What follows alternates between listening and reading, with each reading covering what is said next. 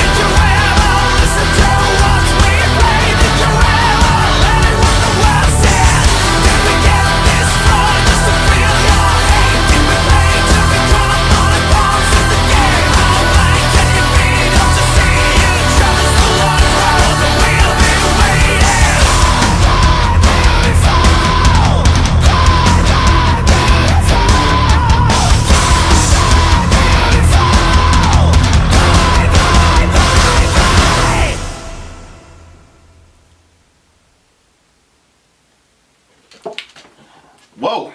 Ooh, that's a little bit awkward. I think that is what it is when she left. Yeah. Well, it's funny. This is the same record that has the poet, the pendulum on it. So Nightwish just went through a little upheaval themselves. Marco Hietala, this is like recent. The bassist. Yeah, he left the band. Pony actually showed it to me. He left the band. Oh, really? Yeah. So like he wants a year off or whatever. But he's been, year off. COVID's been happening. Well, right?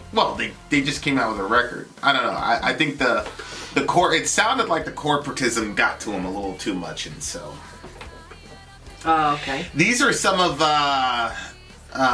Pony's designs. Pony's a graphic artist, by the way, and like she's a legit graphic artist. Yeah, she does really, really, really good stuff. Yeah, so you're seeing it right now. But if you're interested in having her design something for you, there's a cost involved. Obviously, you can't get better compensate Shorty for that. Yeah. But you can leave a comment in this video, and she'll get back to you from there. Yeah. Okay. So, So this is actually one of the first conversations I ever had with Pony when she was doing Poet and the Pendulum. Yeah. And she was explaining, like... This song makes me feel so embarrassed, I can't even describe it to you. I feel very embarrassed. Who do you feel embarrassed for? For her, because she left, and then they make this whole song about it, and then, like, he's talking about the red hot words that are still, like, burning him from what she said. Well, she posted it in public, though. Posted what? What she said? Yeah, like, she broke up with the band... Publicly? Like, publicly. She put a blog post or something like that. Well, she probably wanted them to get it from her, see her story. Did you hear? Was she rough? She didn't have to. Was she rough about it? I didn't read it. I don't know. I didn't read it either. But okay. I mean, I don't think that she was necessarily embarrassed. I mean, what did you think was going to happen? Yeah, I know. I feel embarrassed though because she blew them up in public. You know what I'm saying? So it's if they respond, then open letter. What is it? Yeah, if they respond to her... that's to her. Yeah, babe, but she wrote the first one. Oh, there we go. Yeah. So, So anyway, she blew them up first, so obviously... Well, I actually want to read this. Can we want to pause it and then come back? Go ahead. We'll be back. I didn't know what this woman said. It's juicy. That was... I still feel confused. But the point is she left... Yeah, they gave her a letter in private. She responded in a public letter to everybody, and it did not present the rest of the band in a very positive light. And, her being the only female in the band, and, you're kind of soft on her because whatever, I'm sure it got them a bunch of hate mail and all the rest of it. So, this was their response. And I understand both sides of it. I don't know where,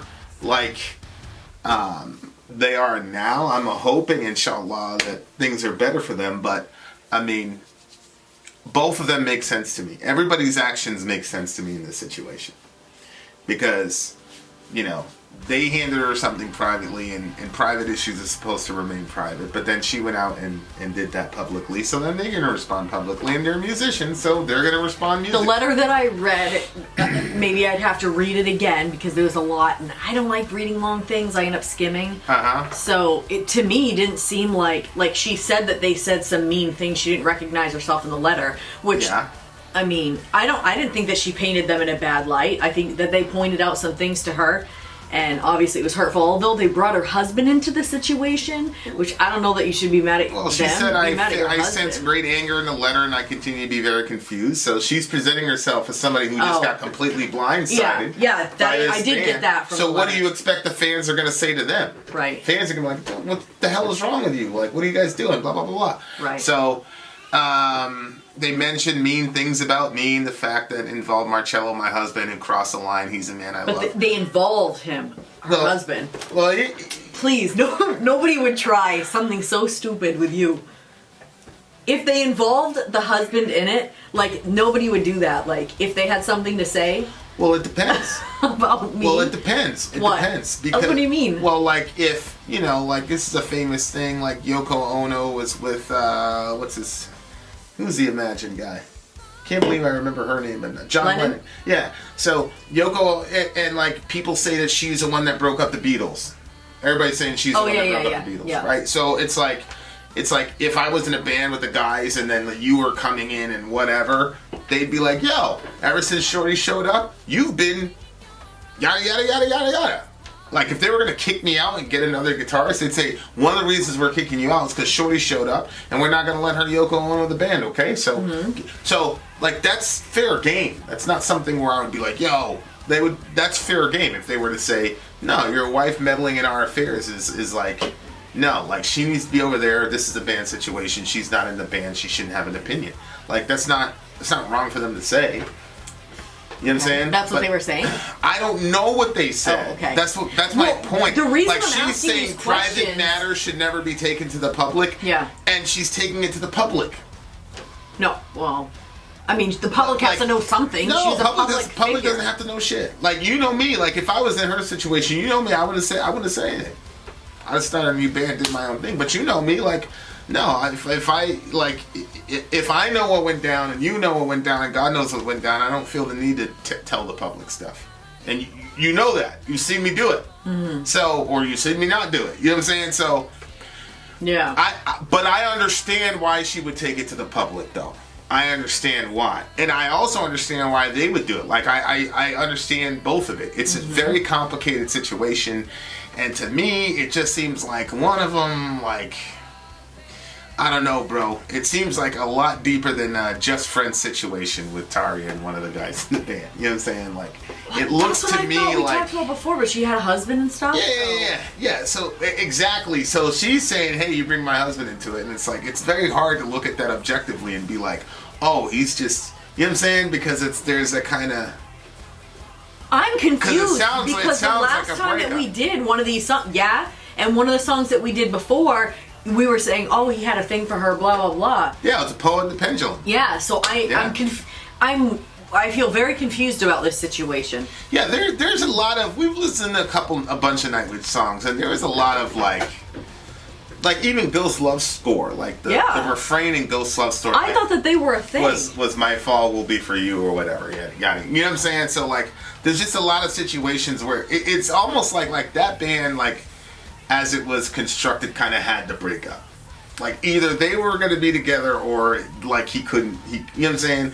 He was going to find her. They were going to find a reason. Yeah. Because it's just. I would. Yeah. I would. Because like slash and burn if you were in a band and you were like making songs like that. You're spending more time. You know what I'm saying with this person than your own. You know what I'm saying? Yeah. What would you do if I was in a band and the guy was making songs like that? It would not happen. It would not happen. This wouldn't happen. You think he wouldn't make those songs? Yeah, I don't think he'd make those songs, bro. But these guys are Europeans. You know what I'm saying? They're different. Like, that's true. They're I'm like, it's no disrespect. Like, I admire some of it, but like, their culture's just different, man. Like, Americans are different. You know what I'm saying? Like, I don't think a situation like that would happen in an American band. Yeah. You know what I'm saying? Like, especially with somebody from the ghetto, like that it wouldn't turn out that way because it's not a good situation for anybody. You know what I mean? Like, it definitely wouldn't be a situation for him. You know what I'm saying? Like, he goes off and makes some mistake or something like that. But like, it just seems like, I don't know, man. It just seems like one of those things that was like star-crossed, like doomed to fail because. You know, yeah, well, and I just think that she was such a lovable, sympathetic figure, because she's a beautiful person, like inside and out, and she's a singer and all this, and I don't know anything. Created this brilliant, unique sound with this band, so like.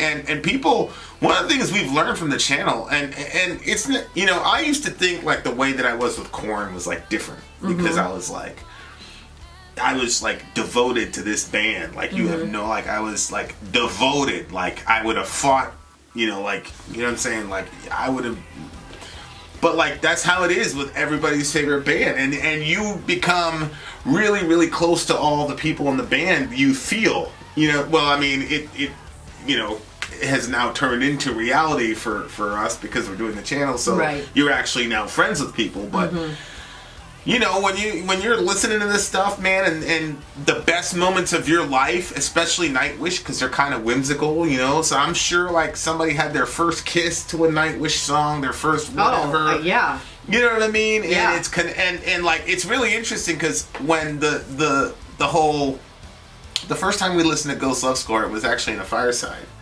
and there were people that were like. It's sort of this big fight. This big jihad with a Team Tarja people versus a Team Floor people and all that. Of course, I was just coming in and I was like, I didn't know any of the context. I'm like, holy shit, that girl can sing. Who is that girl? She's the greatest singer of all time, blah, blah, blah. And of course, you know, I was surprised because it was like a dude. The dude was like, blah, blah, blah. He was going on and on and on. There was this big back and forth with him and Pony. I was like, why is this dude going crazy? Because I always, Nightwish is kind of a, you know, like a girl band. Like, and I'm like, yo, but he was like, yo, imagine somebody else going and singing Jonathan's lyrics. Like, it just doesn't, it's just, and when he said that, I said, yeah, okay, well. Yeah, I mean, I can see what they're saying. I just think that, I mean, when the song started, I didn't know who was going to be in it. And I missed Floor. Like, well, this song? Yeah. Well, this wasn't Tarja. Yeah. It was a person in between Tarja and Floor. It does. And I don't know. I mean, obviously it wasn't Tarja, but I'm just saying, like, when the song was playing, I was just kind of like, hey. I don't know. This would have been probably a really cool song if Floor was on it. You know what? The other thing, too, is if you really wanted to, like...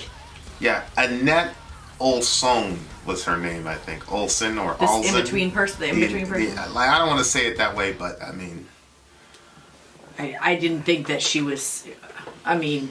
Shout out! I mean, definitely more talented than I am, so... Yeah, more talented than me as well, but... No, she's not. She's just not. But, you know... Bye Bye Beautiful. Like, I feel like this Beautiful... song, I think that if Floor was doing this song, then it would have been a really, really good one to... I just... kind of stick it to the band. I just feel like... It's almost like whoever inherited the band after Tarja and, you know, this is the record that came out right after. I almost feel like there's no way that person could survive the band. Oh, I don't think so either. Because one is like you're automatically going to be compared to Tarja, and two is you're singing singing these words against her. Yeah, right. So how can anybody like you? And the fans are going to as far as the fans go. Yeah, it's just there's no way that you can connect. It's true. It's true. It's like they set that. Yeah, but maybe they knew that. Maybe they knew that. Maybe it was. Like, maybe she knew, too, coming into it, that it was just going to kind of be here's a stepping stone, maybe? No, I don't think so. I do not think that she willingly, like, went into that situation thinking that. I think she thought, you know, just like Jason from Metallica. Jason from Metallica, right? It's like, I'm replacing Cliff Burton. Yeah. You know, the big homie died in a car accident, rest in peace. But the guy's, like, a legendary bassist. You're replacing the best bassist in metal from your favorite band. So you knew that people were not immediately going to embrace you and there was going to be some hazing.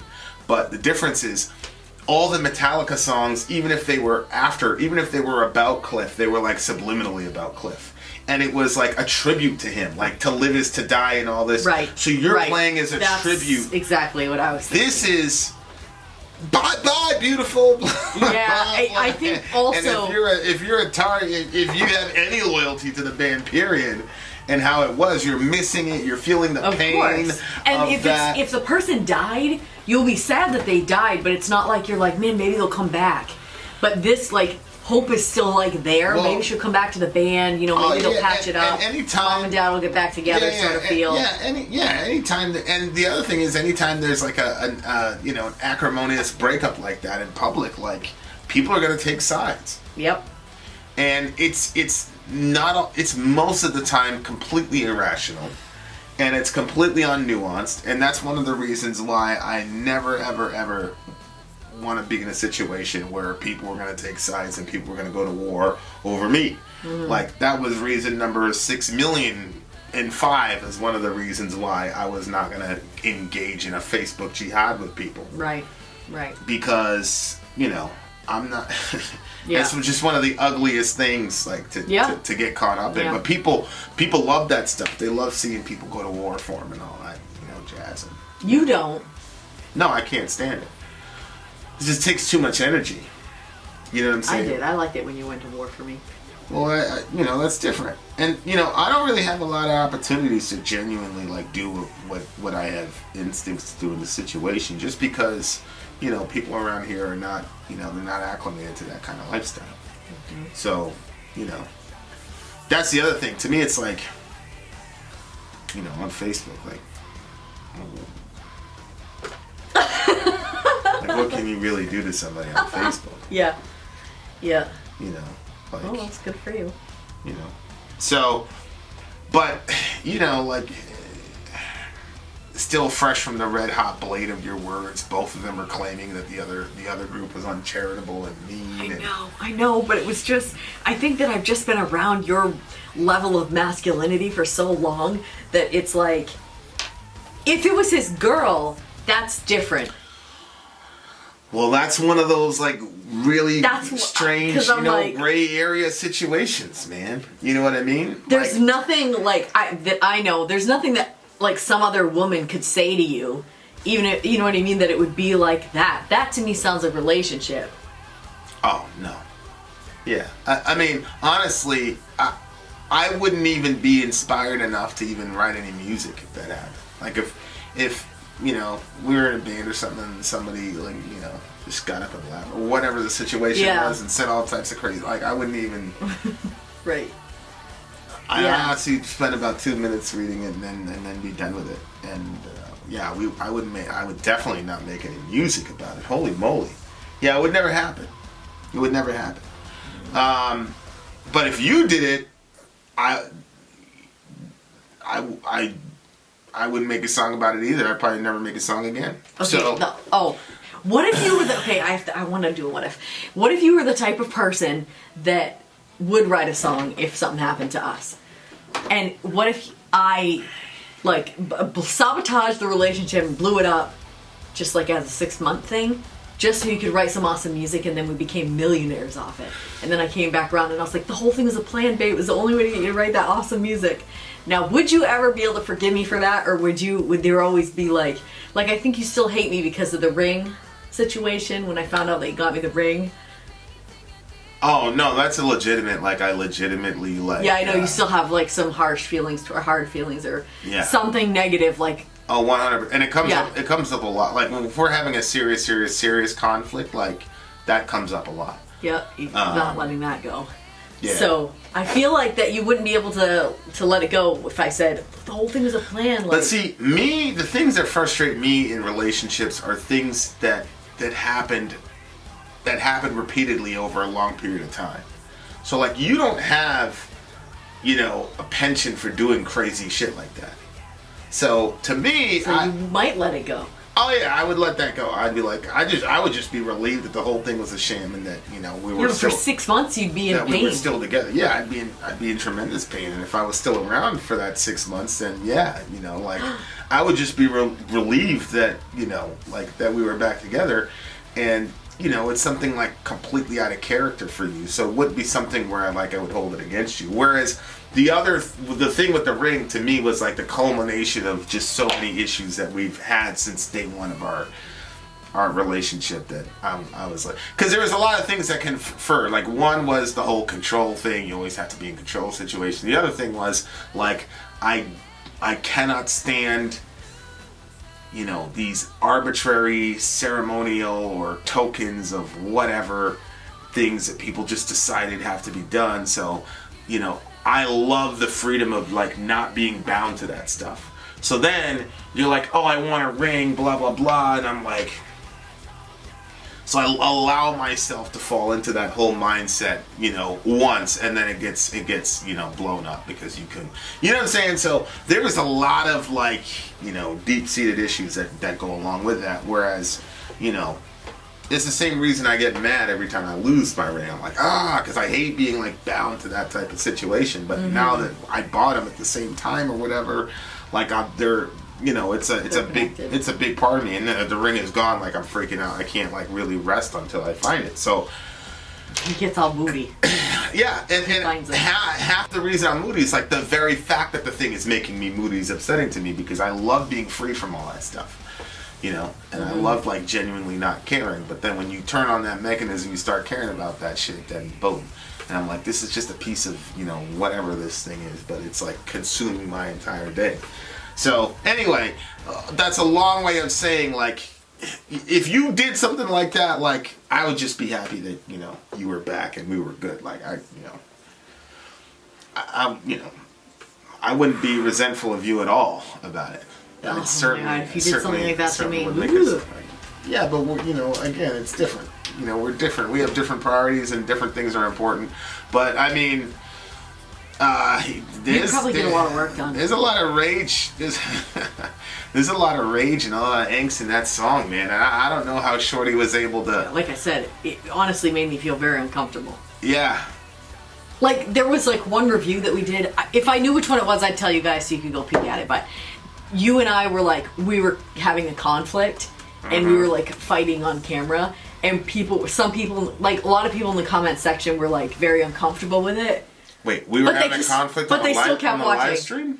Well, we have had, it was a video that we did, like it was one of our reviews, and we were having a conflict, and we were having a conflict, so we let it be recorded and we put it out there. Yeah. And like people were like, some people were like, liked it, like to peek into that conflict, but then other people were like, felt very uncomfortable with it, like, wow, why are you guys doing this? It's so uncomfortable for us, like mom and dad are fighting. Yeah. So, I don't know, it was, to me, like that, it was like uncomfortable to me. I felt like weird. If they would have been in a relationship. So I'm looking at this girl live here. Which one's this? This is the Annette girl, I think. Okay. And they're doing Bye Bye Beautiful live, and it's just. Is that the singer? Who's the singer? He looked really angry when the thing was going on. Yeah, that's the one. Yeah.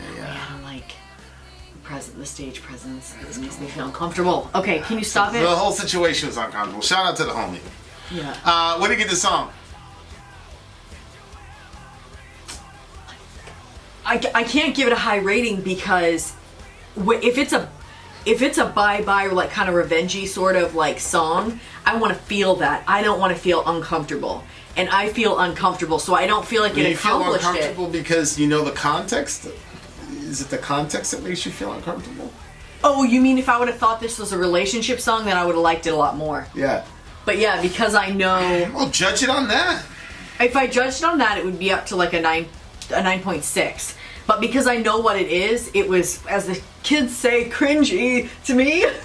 And so then I would give it like a 6.7. It's not the tree that forsakes the flower, but the flower that forsakes the tree. I know.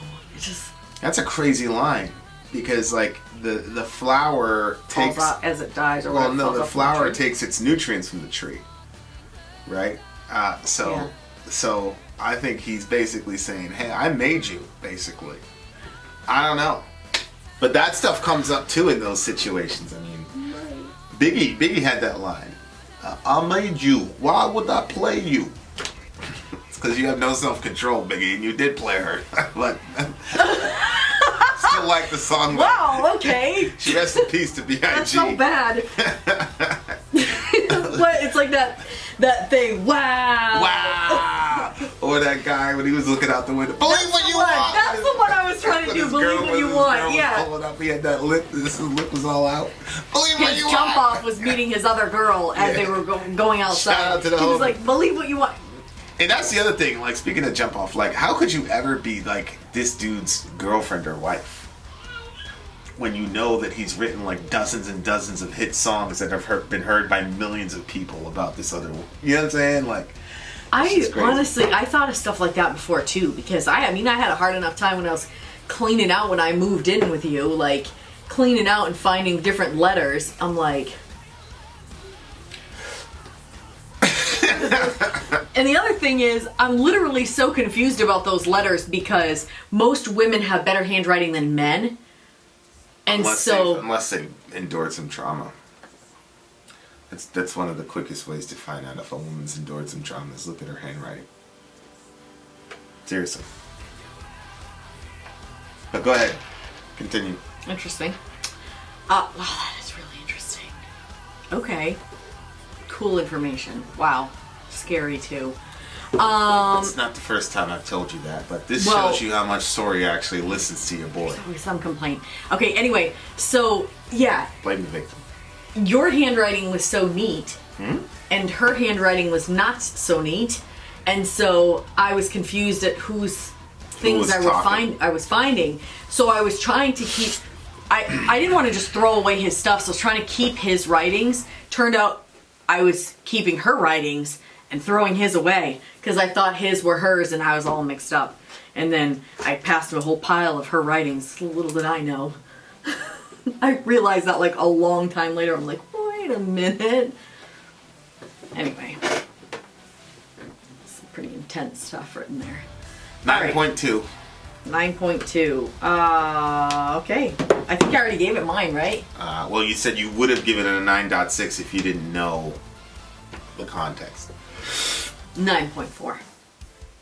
So the context is only worth 0.2 points in your mind. All right. Well, No. There you are. No, I gave it like a 6 or a 7 or something like that with, before and then with the context. No. Now I'm getting all confused. So that is what it is. Okay. All right. Well, Ghosty says bye. Ghosty says bye and happy birthday. Vin out. Sorry, out. Gone. Happy B-Day, Pony. Hey villagers, this is Archero, and I'm inviting you to the Village March Madness Tournament. We're doing this as a fundraiser and to get together as a community and have a little bit of fun. If you're not familiar with March Madness, it is a 64-team college basketball tournament. The teams all play in single elimination round tournament style. Final winner is going to be the national champion. There's going to be a page set up on the ESPN website where you can make your guesses who's going to win each game. And we'll have a private group set up just for our village to compete against each other and see who predicted the winners best. To participate, it only costs $1, and all of that is going to go to help other villagers who are in need right now. This is all going to be happening in mid-March. More details are coming very soon about the dates, prizes, and how to join. I'll see you guys there. Keep it metal.